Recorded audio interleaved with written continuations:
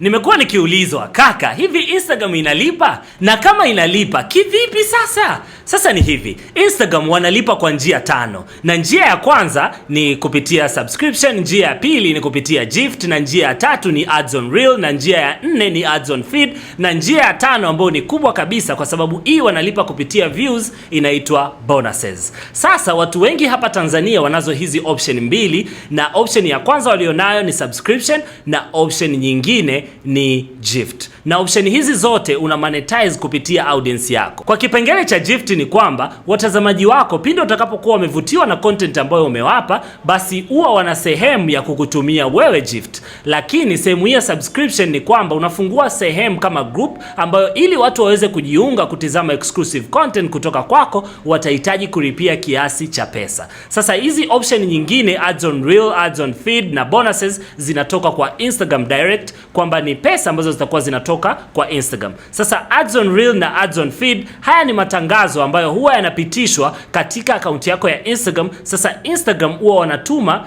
% kidogo katika akaunti yako, lakini kwenye upande wa bonuses ni kwamba Instagram anakulipa kulingana na engagement, kulingana na namna ambavyo akaunti yako ina perform kwenye upande wa stories, post na upande wa videos. Na ili uweze kupata hizi option kuna njia mbili, ni either uweze kuiomba kwa Instagram au ufungue account katika nchi ambazo ziko eligible na hizo option. Na kama mtu yote akikuuliza ni nani amekueleza jambo hili, waambie umemfollow Bazi PK1. Asante sana. Peace.